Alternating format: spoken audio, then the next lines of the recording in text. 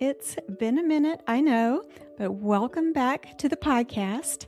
You might have noticed that we've had a name change from In the Margins to Story Sessions.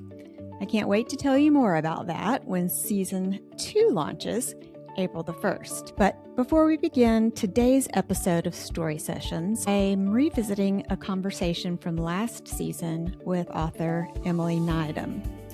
We talk about her book, Journeying Home, and the deeper idea of what it means to find our way back to ourselves. Emily's story is thoughtful and reflective, and it fits beautifully into an upcoming theme of how stories change us. So today, I'm sharing that conversation again. I hope you enjoy my discussion with Emily, and thank you so much for listening. We'll see you next week. Well, hello, and welcome to Story Sessions, where your story matters.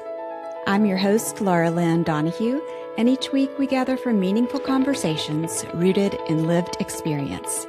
Thanks for being here. Let's dive in.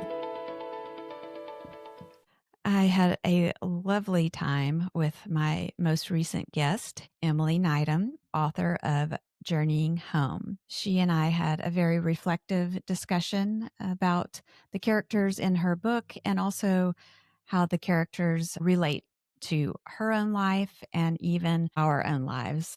It's a wonderful story told through the eyes of two characters, one in the 1800s and the other in the 1920s. Anyway, the intersection of their lives, and I think you're really going to enjoy it.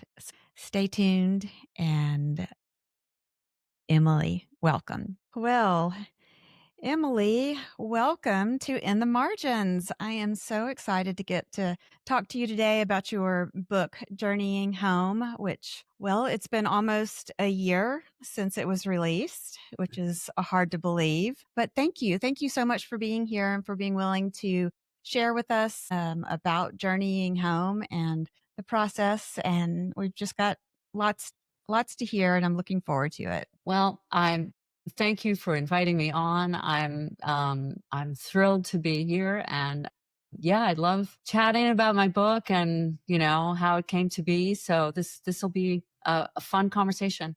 Yeah. Well, you've had an interesting background with your music career, and you're an attorney or on pause attorney. I'm not sure. Well, I think once an attorney, always an attorney. I think it never leaves you. Yeah. But yes, all those things. I grew up in a house with an attorney. My dad was an attorney, and then my brother is an attorney, and I was going to be one, but then I fell in love with Don, and I didn't do that. Well, that's the thing. You always feel like you're being cross-examined, even at the dinner table. Yeah. You can tell when it starts, and you're like, oh, can you just tell me I'm wrong and not have to Right. lead me to it? Yes. No leading questions. No leading questions. I just want to eat my dinner. Oh, that's great. And so what got you interested in writing this book? Have you always been a writer in the sense that you had a creative vein toward writing? Is this a dream? Was this a dream of yours to write a novel? Give us a little bit of backstory, if you will. Yeah. I was kind of thinking about my backstory the other day, and I realized that my first attempts at writing anything were probably when I was it was in about first or second grade. Seriously, I decided I could do just as well as some of these writers of books that I loved reading. Yeah. There was one series by an author named Enid Blyton. She was a British author, and she wrote children's books. And she wrote these great adventure stories where the children were the heroes, and there were like no grown-ups anywhere. And, they were called like the Fabulous Five or the Amazing Four or whatever. It was always just about these kids. And I thought, whoa, I could do just as well as that. So I got out my mother's legal pad or my dad's legal pad, whatever, and I wrote these series of stories, and they were all exactly 16 pages long with 8 chapters, so 2 pages apiece. And there was always a heroine who was a girl who Mm. was probably me. Mm. In Sure. Of course, why Of not? It course. was Why my not? book, and so I wrote those, and was or thought I was on my way, Mm. at the Yeah. tender age of 6, Yeah. Well, you and were in a sense. and I kind of was. I was Yeah. in a Yeah. sense, and Got to I start did somewhere. some, yeah, and I did some creative writing through like high school. I won an award in college. Oh, Yeah, I won an award for best essay on an American poet or some phase of American poetry, something like that. wonderful. I Yeah, that was very exciting. Hmm. So that was, another sort of step on the way. But then I kind of put it aside for Mm. really a long time. I ended up going to law school, Hmm. and I practiced law for about 7 years. Uh, and then my husband and I moved to Southeast Asia. We moved to Oh, Bangkok. We spent about 5 years there. Our twin boys were born there, and life just kind of takes you over. yeah. You just don't have enough time to do everything that you No, want to do. So I that's right. didn't really do much writing for a long time, except for like things in the law firms or the law offices that I was working in. And Mm. that's not really creative writing. That's very, Yeah. very circumscribed. Right. Um, anyway, our twin boys did actually grow up, and they went to college and they left home. And Hmm. as kids are known to do. Yes. And I thought, golly, what am I gonna do now? Suddenly I have some time. Yeah. And I I had I had been doing some writing, again, very circumscribed. I was on a couple of charitable boards, and I seemed to be always the one that was selected to do the minutes. And Mm. I would keep getting these comments like, "Emily, your minutes are so great." I'm like, "They're just They're just minutes. There's no imagination here at all."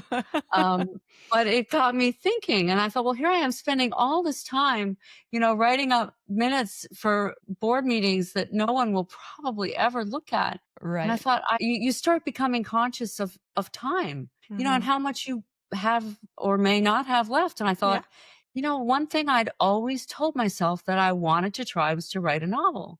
And Mm. you get scared. You think, well, Hmm. what if I can't do it? But Yeah. you don't know until you try. That's right. You have to try. Yeah. So I tried, Mm. and I wrote about 50 pages, and I gave it to my husband Uh-huh. and to one of my sons, the one who reads fiction, the other one does Uh-huh. not read fiction, and one of my closest friends. And I Okay. said, "So what do you guys think? Is this worth continuing, or should I just keep my day job?" Hmm. And well, Mark, of course, my husband, was required to be enthusitive, Right. Of otherwise course. things would not go well for him.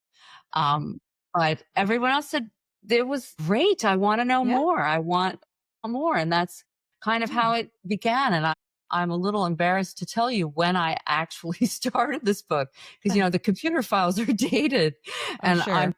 been working on it a long time. But, Yeah. Yeah. that's okay. It's okay. You gotta just keep coming back and keep Yeah. going. Yeah. Yeah. Well, in Journeying Home, you trace the lives of two individuals in different centuries, who not just mirror each other in the time frame that you're writing, but there's also some personal qualities that they seem to share as one of the characters begins to dig more into the character Lizzie, who is in the World War I era. So looking at Lizzie in Right? World War I, and then Yep. present day Gwen. And Right? Gwen is in her 50s. I would say so. Okay. I didn't wanna pin her down. Lizzie, I Yeah. did pin down to the years because that was kind of important for her Yeah. story. Yeah. Gwen is just like now, whatever you want now to be. I Hmm. didn't want it to be a book about COVID or whatever. It Right. just so we ignored some things, and you can decide if maybe we're now very post COVID, or, hasn't Mm. happened yet, whatever, but it's just now. And I think I Yeah. was careful. Yeah, I think in the book I do say she's in her 50s, because there's a Well, scene that's early where I on where, picked that up, yeah. because I'm in Mhm. my 50s. Yeah. So I was like, oh, okay, so I can Relate. start to relate. Yes. So let me see myself in Gwen's person, and how would I be reacting to, the findings that I had come across, and of her great aunt Elizabeth. Um, Tell us a little about where you got the idea. This is historical fiction Yeah. because you've got obviously the true history in there. Um, but how did you develop these two characters? If you maybe just give us an idea of how Lizzie came into view, and then how Gwen came into view as her kind of counterpart in the way you tell the story. Yeah. Well, Lizzie, Aunt Elizabeth, um, is loosely based on an actual relative of mine, of my own great aunt, who she was born probably sometime in the late 1800s. She was a nurse in World War One. She went to France. Mm, She came back. She became a social worker, what we would now think of as a social worker. And she was a writer. She was also a writer. So mm, all these things that Lizzie is in the book are yeah. based on a real person who accomplished an enormous amount. Mm, And so she was kind of the jumping off point for Aunt Elizabeth, or Lizzie's character. uh-huh. My actual aunt was the jumping off Okay, right. inspiration. Okay. And then Gwen, as this probably won't surprise anybody very much, is probably based on me. I wondered. um, I like Yes, that. I have a friend who said she can like hear my voice in her head as she was reading it. So that's kind of Yeah. nice. But the other thing that's in the book and that is also real was the keepsake box of mementos. Oh. And that was what really inspired me. A little bit of guilt in taking so long to go through that box. Mm-hmm. Um, and I think Gwen feels a little guilt as well of like just transporting it from place to place to place to place to place and not ever looking at it, not ever looking what was in it. But I my aunt, my own great aunt, gave me a keepsake box when I was probably in law school, and Okay. she said, "I hope you have the opportunity at some point to do something with some of this." And I just was like, "I don't have time to even take the lid off. I can't." Mm, So it just followed me around, and when I had time finally to start thinking about what I wanted to do after the boys left, and I thought, well, maybe there'd be an inspiration for something to write about in here. mm, And so I started looking through it, and um, it just sparked like some ideas, and I started writing ideas down and thinking about how I wanted connections to be made, and that was kind of the beginning. It was an mm. actual box of mementos. So, Wow. Wow. and then you just start asking, well, what if? What if Yeah. this happened? And what if then maybe this happened over here or something? And you just start answering those what ifs and seeing where they lead you. And Mm-hmm. then you suddenly have a plot. And so there Yeah. you are. Well, I just thought that was so creative. For those who haven't read the book, Gwen, the present day character, has a box that her father gave her. And this box is filled with keepsakes that belong to her Aunt Elizabeth. And these are things that pieces of her life, we'll Yeah. just say. Yeah. And Yeah. this box was filled with those. And Gwen's father had the box, gave it to Gwen. And like you said, like many of us do, we're like, oh, this is nice. And, I'll get to it. I'll look Oh in, dear. Another you thing know, to do. yeah, exactly. And she's very relatable. She's like, I've carried it to this house and then this house. And, finally she's moving, and she's like, it's time. And there's other circumstances going on that also make it relevant. But I just really liked the idea of the visual of when taking each item out, Yeah. and, having the visualization, and her age. It was almost as though this was now age appropriate. Not that there was anything risque that she was uncovering, just that when she was given the box at first, she was in college, Yeah. right? And a lot probably, yes, in college. That's right. Yeah. I'm confusing Gwen with me. Yeah, well, I was going to say law school, but then I was No, like, you're no, exactly that's right. Gwen was in college and not in a mental state to deal with it or appreciate what she might have found. in that keepsake box, Mhm. the one that was actually yours that was given to Mhm. you. Was Mhm. there an item in there, one in particular that struck a chord with you in particular, or your mind started rapid firing of your plot? Anything like that? It was a picture of the troop ship that Mm, they went over to France on. That yeah. really sparked it for me, and I thought, "Wow, this is wow," and that made me start thinking. It's funny that you would ask that because now, like, I would almost have to go back to the box to Mm, see what's real and what I've imagined, sure. Yeah. but I think the troop ship picture was real, Mm, and yeah, because she went over to France on a troop ship, and that was there's a scene in the book that is one of my favorites that involves being on the boat. mm-hmm. Well, it seems as they would take what used to be sort of luxury ships that were crossing the pond, so to speak, Mhm. and suit them for They'd refit military. them. Yeah, they'd They'd refit refit them. them. Hmm. And not so luxurious. Not luxurious at all. Yeah. That's a long way to travel. Yeah.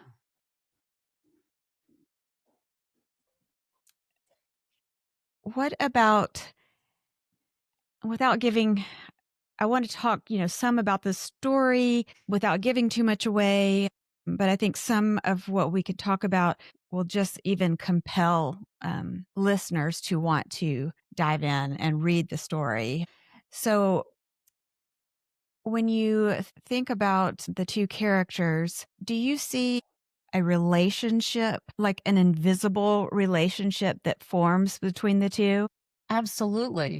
Mm-hmm. Absolutely. The relationship starts right at the very beginning of the book. Mm-hmm. There's a, what's an intersection of Yeah. the line Yeah. very right away at the very beginning Mm. of the book, and Yes. Gwen then spends much of the book researching her Aunt Elizabeth's life, and in the process uncovering some of her own destiny, I guess, Mm. is a one way to put it. So yes, I think there's absolute she feels the thread. She's like she hadn't really thought this was something she wanted to investigate, but Yeah. fate conspires to bring her down to Richmond, which was where Mm-hmm. her aunt lived, and she found her aunt's papers and started investigating what might have happened. And the more she finds, I think the more she feels connected Mm-hmm. to her aunt, um, and feels like part of her destiny is not where she spent the last 20, 25 years, whatever, in Massachusetts, Mm-hmm. but maybe belongs down in Richmond where her aunt was. Mm. I Yeah. say maybe because, I don't want to give anything Who away. knows, right? Who We don't knows? know. Who knows? But absolutely Yeah. there's an invisible thread, I believe, that links them. Yeah. Yeah. Well, I also noticed in Gwen, as she would look back on her Aunt Elizabeth's life, she would often compare herself in a way. Oh, Mhm. Aunt Lizzie did this. She did that. She was a nurse. She had a master's Right. degree. She had her, you know, Mhm. continuing education. And you could feel that sense of, I don't I don't know if I measure up, or I wish I had these types of things to my name, or, some those types of just feelings of maybe inadequacy, so to speak, that Yeah. rise up in all of us as just a natural part of being a human being. Yeah. How did you come to bring that struggle in for her? As I think about that, I guess it's kind of what it propels the story along in a Mm, way yeah. because she wants to learn more. And if she hadn't felt inadequate, or maybe like hadn't done enough or whatever, she might not have wanted to explore further. I mean, I think she's looking for answers in her own life Mm-hmm. as to what her future holds. Yeah. Yeah. Maybe there's more. And that's what propels her down to Richmond, I think, Yeah. and propels the story along in the present day, in the Yeah. Gwen sections. Yeah. She's hoping to learn more. I don't think Yeah. she's hoping to learn that her aunt failed at anything. I Yeah. think she's just hoping to find a place for herself in the Yeah. history. Yeah. Yeah. Well, and that, like you said, that can be motivating. It also can create a sense of pride of Yeah. someone, in your family who has had accomplishments. Gwen herself is going through a divorce. Mhm. And so she is in the middle of something very life changing. Mhm. And I don't recall how many years she and her husband had been married, but I know that they have a grown son. Yeah. It's just, kind of thinking of Gwen again back to myself because of our similar stage and age of life. While 50 isn't like the middle necessarily of life, because you're not necessarily going to have 50 more years. For me, when I turned 50, a little bit ago, I, Today. yeah, yesterday was my birthday. Um, I I felt like, okay, this is my time. Yeah. Sort of like what you were saying when your boys had grown and gone. I mean, all my children are out except for one, but I still there was this space Mhm. of, what do I do now? Mhm. And Gwen has really offered the privilege of getting to search. Mhm. Yeah. Yeah. And even She though the circumstances may not have been what she wanted them to be, but she took advantage of that. she's gonna take advantage of the time. Mhm. She's Yeah. gonna go. She's gonna take a chance. Yeah. Yeah. Well, and I think that's a good reminder just for us, for ourselves, is so give yourself that time. We're Yeah. in such a productive society, so to speak, that is demanding so much of us that rest is not something that's offered. You're s you're so right. I feel guilty for sitting down in the afternoon. I'm like, there must be something else Yes. I need to be doing. Yes, and it's Yeah. it's really I was talking with someone the other day, just about culture. Oh, I would say a good many cultures incorporate rest into their lives, We except don't for have maybe that. Americans. Yeah. No, we don't have that. It is We viewed don't, as a failing. yeah, yeah. Unfortunately, it is. But it's those times, those quiet times, reflective times, those times even when you feel like you're never going to come out of something, of a situation that is horrible. That is when we grow, Mhm. I think. Yeah. That's our opportunity. And it's not good enough to say it too shall pass. That's fine, but you also have to go through it. And as you Yeah. go through it and you experience your emotions and you do take that time to be reflective, like Yeah. Gwen, I think Mhm. that's a really good lesson to draw from the book, in my opinion. Yeah. Absolutely. Yeah. Yeah. So the story, of course, progresses, and there is in the story a home that becomes symbolic to It the does. the whole. Tell us a little bit, like, where did you come up with that idea for this home where they both their lives again intersect here? Yeah, it's another big point of intersection throughout the book, really.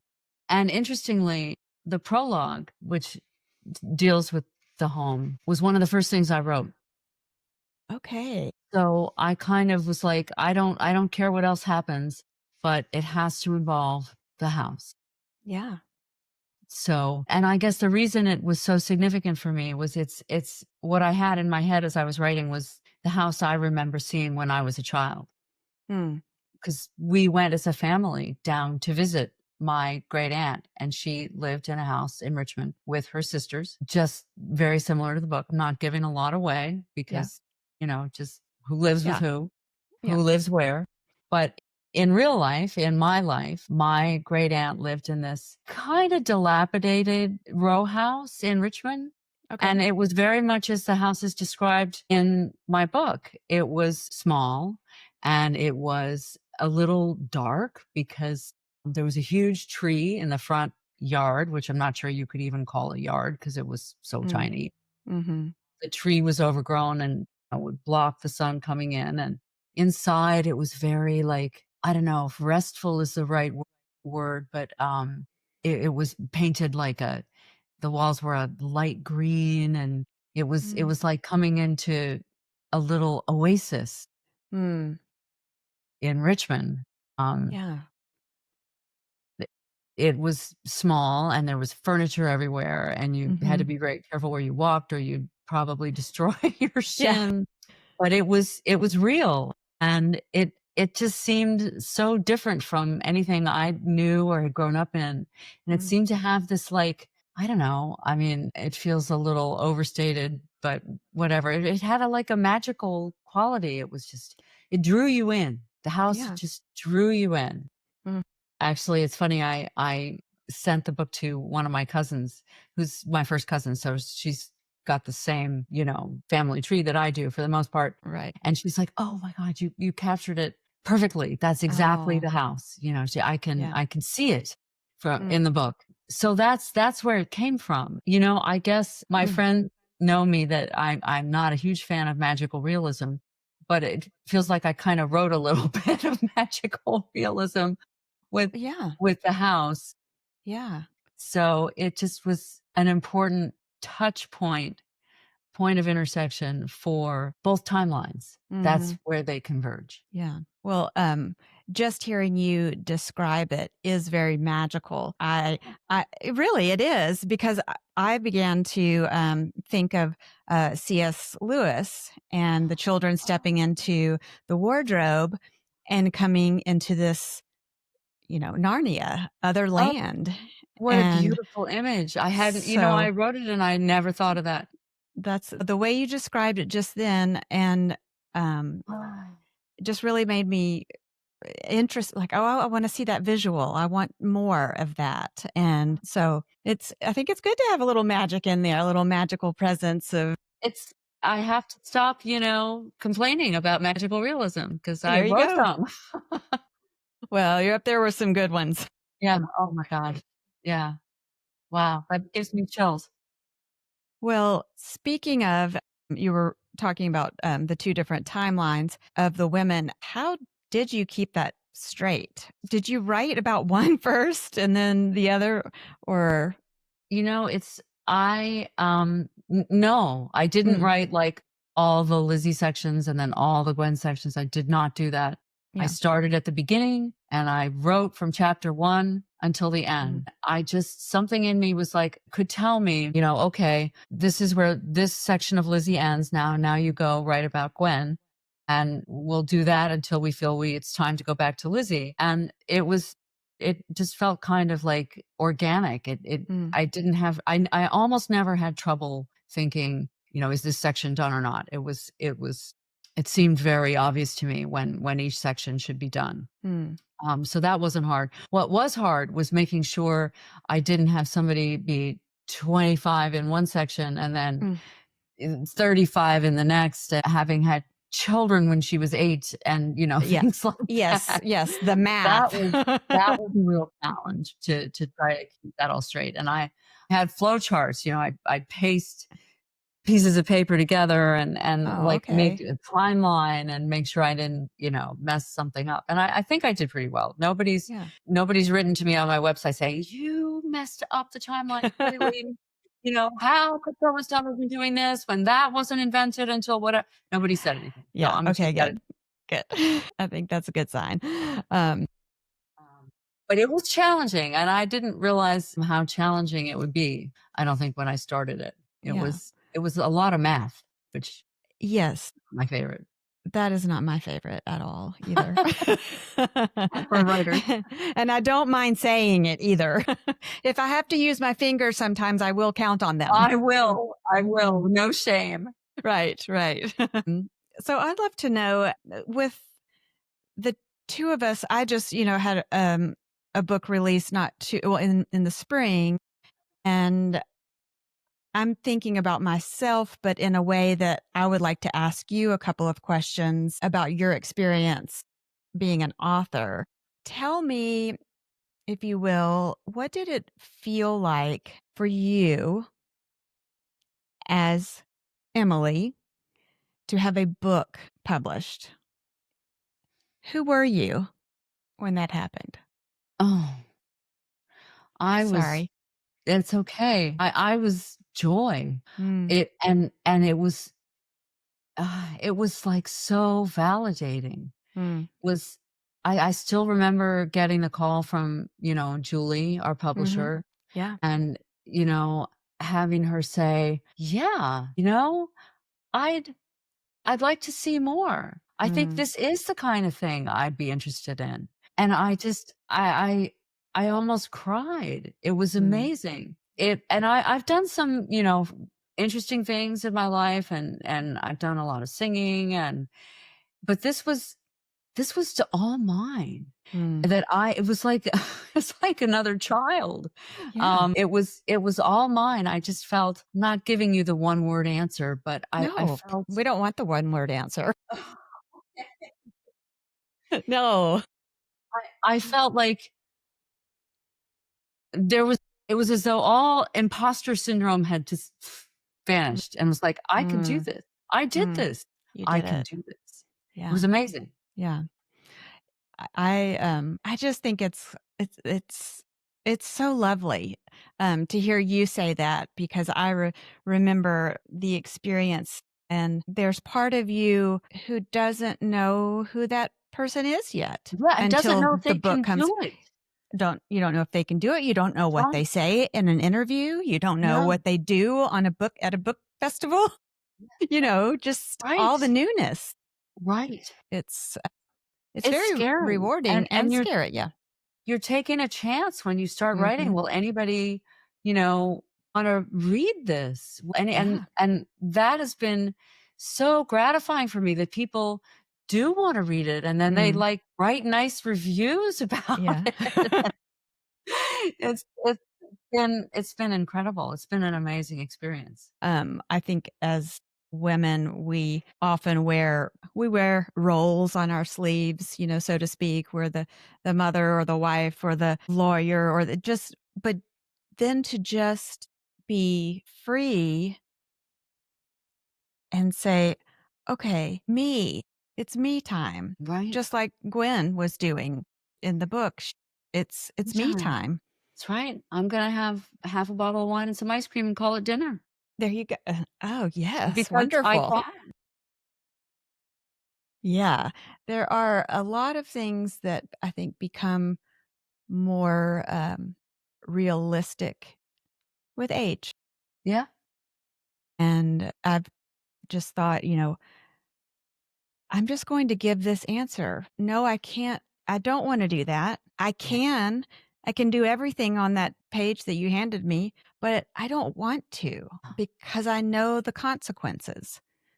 Um, and getting to know ourselves, Hmm. so to speak, is a really important part of living a full life, in my opinion. Yeah. When I was writing, I would write a section. I'd say, does this work? And then I would be Hmm. like, you wrote it. Yeah. So if you like it, then it works. Hmm. This project was all about me. Yeah. Yeah. And it was just really fulfilling. It was fulfilling. It's Really wonderful. makes me want to do another. And I Sure. Do you have thoughts of writing another, or have you started one, or? I started one, and then, life happened. Sure. We ended up moving from Arizona back to the East Coast, and that is all consuming. It just a cross country move like that is Sure. huge. Yeah. So it keeps being on my list, Monday morning, I'm gonna start again. And then Monday turns into Tuesday and then next week, and I just haven't gotten to it. So I need to go back to that. Yeah, it's very different. It's still very early days, and who knows if Sure. it'll actually be in this format or not. I may Yeah. change it, but it's so far anyway, it's in the first person, which is different. Okay.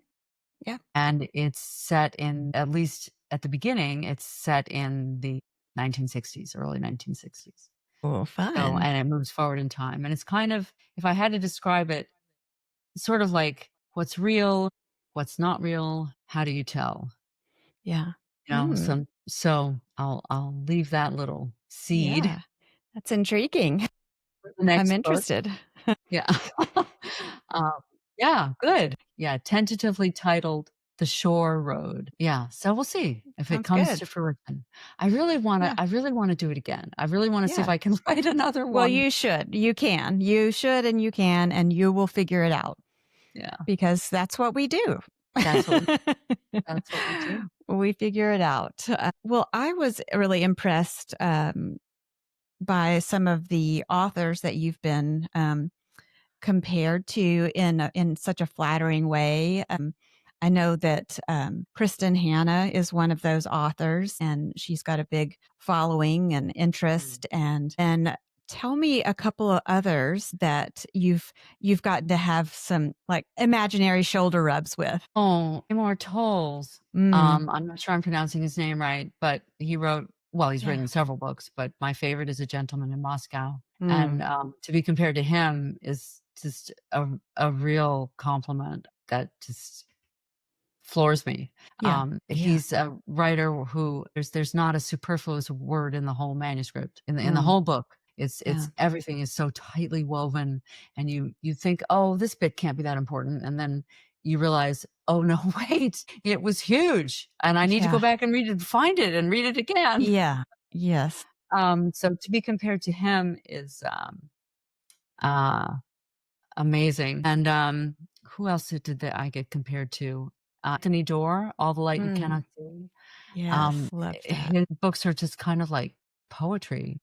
Mm, They're beautiful. So this is very, very flattering to be compared to yeah. these people. Yeah, that is. It's wonderful. Yeah. I mean, there will be someone who is going to be compared to you. So that's coming. That will come in your. Oh, yes, her book is so much like Emily's. Oh my Emily gosh. Nydam. Well, Yes. that would be amazing. Yeah. Wish big. Yeah, that's right. But I mean, you mentioned the poetry, and there is poetry in this book that you've There written. is. There is. Tell us a little bit about I'm a poet, and so I was just interested in where did you were these some of your original writings? Did you write these especially for the book? I wrote them Yeah. all especially for the book. They're all Okay. mine. Um, Okay. Wonderful. my great aunt was a poet herself, and I did find some of her poems in the Mhm. keepsake box. Right. And this is gonna sound funny, but I actually started thinking, what are the rules? What are the copyright rules about, Yeah. like, quoting somebody who you know, 1 or 2 poems may have been published somewhere, I have no idea. Yeah. Yeah. I thought, they're not quite what I want for the tone of the Mhm. book in any case. And I thought, Yeah. well, maybe I could write them Yeah. and, then they're part of my book. Yeah. So I gave it a shot. People who read it said it works for me. So Yeah. I kept them. I Yeah. kept them. And they're what is the word? The epigraph for each chapter, or not for Mhm. all are for some of the Lizzie chapters, not all, but Yeah. some. Yeah. Yeah. Um, I like that. I like the way that it's set up in the book. The visual of it, the poetry has a different pattern than normal, sentences, and you've got Yes. that, standout block. For me, it really draws interest.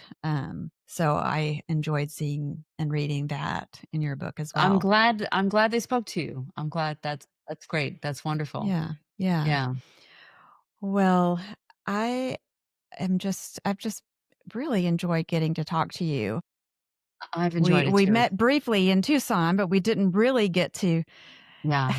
Chat. Tucson was busy. It was very busy. Yes. Tucson was very, very busy. Yes, it Not a lot of was. time for chat. No.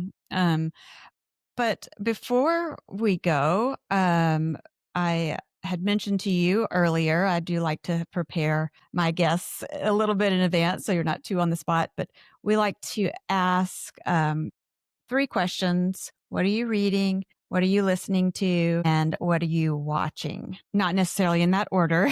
We can go in any order, but the goal is to put together a playlist once the first season is done, and then we'll keep adding them and have an In the Margins playlist. Okay. So, would you like to start? Which one? Well, let's see. Why don't I start with what I've been watching Perfect. and what I just finished watching, and I am so happy because I think there's gonna be another season, which I'm gonna have to wait for, which I'm not happy about, but Right. whatever, Now. is The Gilded Age on I think Oh, it's at Netflix? Yeah, I know.